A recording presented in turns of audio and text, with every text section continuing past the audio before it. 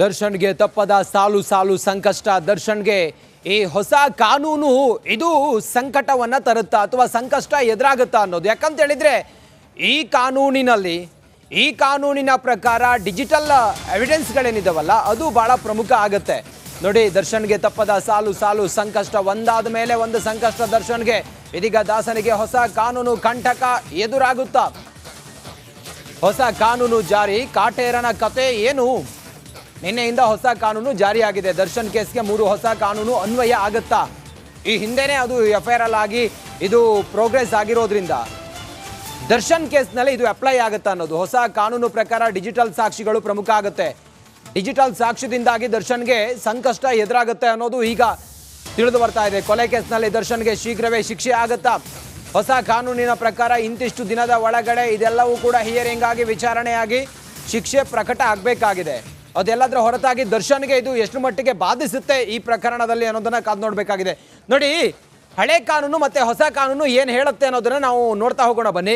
IPC section ಪ್ರಕಾರ ಭಾರತೀಯ ದಂಡ ಸಂಹಿತೆ, ಅದರಂತೆ ಹೊಸ ಕಾನೂನು BNS ಭಾರತೀಯ ನ್ಯಾಯ ಸಂಹಿತೆ, 3 ಕಾನೂನು ನಿನ್ನೆಯಿಂದ ಬದಲಾಗಿದೆ. ಅದರ ಪ್ರಕಾರ ಡಿಜಿಟಲ್ ಎವಿಡೆನ್ಸ್ಗಳು ಈ ಹೊಸ ಕಾನೂನಿನಲ್ಲಿ ಬಹಳ ಪ್ರಮುಖವಾದ ಸಾಕ್ಷ್ಯ ಆಗುತ್ತೆ. ನೋಡಿ, CRPC ಕ್ರಿಮಿನಲ್ ಪ್ರಕ್ರಿಯಾ ಸಂಹಿತೆ ಹಳೆ ಕಾನೂನು ಇದು. ಹೊಸದಾಗಿ ಭಾರತೀಯ ನಾಗರಿಕ ಸುರಕ್ಷಾ ಸಂಹಿತೆ BNSS ಭಾರತೀಯ ಸಾಕ್ಷ್ಯ ಕಾಯ್ದೆ, ಇದು ಹಳೆ ಕಾನೂನು.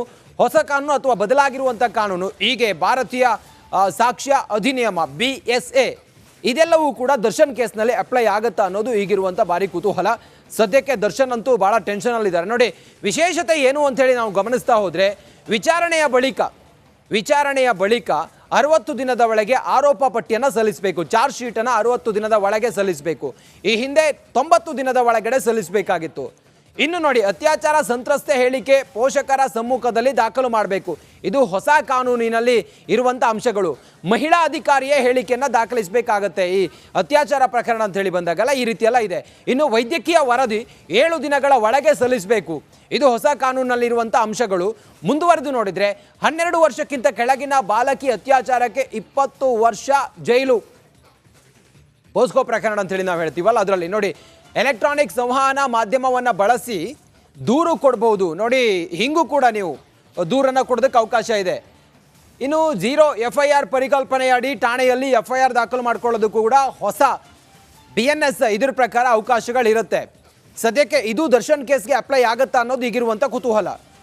ಇನ್ನು ಈ ಕುರಿತಾಗಿ ನಾವು ಕೂಡ ತಜ್ಞರನ್ನು ವಿಚಾರಣೆ ಮಾಡಿದಾಗ ಅಥವಾ ಕೇಳಿದಾಗ ಏನು ಎತ್ತ ಈ ಕೇಸ್ನಲ್ಲಿ ಅಪ್ಲೈ ಆಗುತ್ತೆ ಅನ್ನೋದ್ರ ಬಗ್ಗೆ ಸುನಿಲ್ ಕುಮಾರ್ ಅವರು ಇದ್ರ ಬಗ್ಗೆ ಮಾತಾಡಿದ್ದಾರೆ. ಏನು ಹೇಳಿದ್ದಾರೆ ಅನ್ನೋದನ್ನು ಈ ಪ್ರಕರಣದಲ್ಲಿ ನೋಡೋಣ ಬನ್ನಿ. 3 ಹೊಸ ಕ್ರಿಮಿನಲ್ ಕಾನೂನುಗಳು ಜಾರಿಗೆ ಬಂದಿರತಕ್ಕಂಥದ್ದು.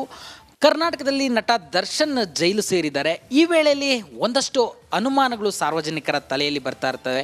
ಅದರಲ್ಲಿ ಪ್ರಮುಖವಾಗಿ ಏನು ಹಳೆ ಕೇಸ್ಗಳಿಗೆ ಸಂಬಂಧಿಸಿದಂತೆ ಈ ಒಂದು ಹೊಸ ಕಾನೂನುಗಳು ಅನ್ವಯ ಆಗುತ್ತಾ? ಹಾಗಾದರೆ ದರ್ಶನ್ ಕೇಸಲ್ಲೂ ಏನು ಕಳೆದ ತಿಂಗಳಷ್ಟೇ ಪ್ರಕರಣ ದಾಖಲಾಗಿರ್ತಕ್ಕಂಥದ್ದು, ಹಾಗಾದರೆ ಈಗ ಬಂದಿರತಕ್ಕಂಥ ಭಾರತೀಯ ನ್ಯಾಯ ಸಂಹಿತೆ ದರ್ಶನ್ಗೆ ಅನ್ವಯ ಆಗುತ್ತಾ? ಇದ್ರ ಬಗ್ಗೆ ಒಂದಷ್ಟು ಅನುಮಾನಗಳಿದ್ದಾವೆ. ಅದನ್ನು ತಿಳಿಸೋದಕ್ಕೆ ಇವತ್ತು ನಮ್ಮ ಜೊತೆ ಇದ್ದಾರೆ ಹೈಕೋರ್ಟ್ನ ಹಿರಿಯ ವಕೀಲರಾದಂಥ ಸುನಿಲ್ ಕುಮಾರ್ ಅವರು. ಅವರನ್ನು ಕೇಳೋಣ. ಸರ್, BNS ನಿನ್ನೆಯಿಂದ 3 ಹೊಸ ಕ್ರಿಮಿನಲ್ ಕಾನೂನುಗಳು ಜಾರಿಯಾಗಿರ್ತಕ್ಕಂಥದ್ದು, ಇದು ಪರ್ಟಿಕ್ಯುಲರ್ ಆಗಿ ಈ ಹಳೆ ಕೇಸ್ಗಳಿಗೆ ಇಂಟರ್ಪ್ರಿಟ್ ಆಗುತ್ತಾ ಅಥವಾ ದರ್ಶನ್ ಕೇಸ್, ಅದರಲ್ಲೂ ರಾಜ್ಯದಲ್ಲಿ ಸದ್ಯಕ್ಕೆ ಸಂಚಲನ ಮೂಡಿಸಿರ್ತಕ್ಕಂಥದ್ದು ದರ್ಶನ್ ಕೇಸು. ದರ್ಶನ್ದು ಕಳೆದ ತಿಂಗಳಷ್ಟೇ ಪ್ರಕರಣ ದಾಖಲಾಗಿತ್ತು. ಈಗ ಈ ಒಂದು ಹೊಸ ಕಾಯ್ದೆಗಳು ದರ್ಶನ್ ಕೇಸ್ಗೆ ಅನ್ವಯ ಆಗುತ್ತಾ? ನೀವು ಹೇಳಿದ ಕರೆಕ್ಟು. ಈಗ ದರ್ಶನ್ ಕೇಸ್ಗೆ ಸಹಜವಾಗಿ ಇದು ಅನ್ವಯ ಆಗೋದಿಲ್ಲ. ಯಾಕಂದರೆ ದರ್ಶನ್ದು ಬಂದು ಹಳೆ ಪ್ರಕರಣ ಆಗಿದೆ. ಅವ್ರ ಮೇಲೆ ಆದಂಥ FIR ಮತ್ತು ಮರ್ಡರ್ ಇನ್ವೆಸ್ಟಿಗೇಷನ್ ಆದ ನಂತರ ಅವ್ರನ್ನ ಕಸ್ಟಡಿಗೆ ತೊಗೊಂಡಂಥದ್ದು ಅವೆಲ್ಲವೂ ಕೂಡ ಹಳೆ ಪ್ರಕರಣ. ಜುಲೈ 1ರಿಂದ ಇಡೀ ದೇಶಾದ್ಯಂತ ಭಾರತೀಯ ನ್ಯಾಯ ಸಂಹಿತೆ ಜಾರಿಗೆ ಬಂದಿದೆ. ಹಾಗಾಗಿ 1ನೇ ತಾರೀಕು ನಂತರ ಆಗುವಂಥ ಯಾವುದೇ FIR ಆಗ್ಬೋದು, ಅದು BNS ಅಡಿನಲ್ಲಿ ಬರ್ತದೆ. ದರ್ಶನ್ ಅವ್ರಿಗೆ ಇದು ಬರೋದಿಲ್ಲ. ಬಟ್ ಹೊಸ BNS ಕಾಯ್ದೆನಲ್ಲಿ ಅನೇಕ ಇಂಪ್ರೂವ್ಮೆಂಟ್ಗಳನ್ನು ಮಾಡಿದ್ದಾರೆ. ಡಿಜಿಟಲ್ ಎವಿಡೆನ್ಸ್ ಬಗ್ಗೆ ಸಾಕಷ್ಟು ಒತ್ತನ್ನು ಕೊಟ್ಟಿದ್ದಾರೆ. ಸಾಕ್ಷಿ ಸಂಗ್ರಹ ಮತ್ತು ಟ್ರಯಲ್ ಪ್ರೊಸೀಜರ್ಸು, ಮ್ಯಾಜಿಸ್ಟ್ರೇಟ್ ಅವ್ರಿಗಿರುವಂಥ ಪವರು, ಡೆಪ್ಯೂಟಿ ಡೈರೆಕ್ಟರ್ ಆಫ್ ಪ್ರಾಸಿಕ್ಯೂಷನ್ನ ಇನ್ಚಾರ್ಜ್ ಮಾಡಿ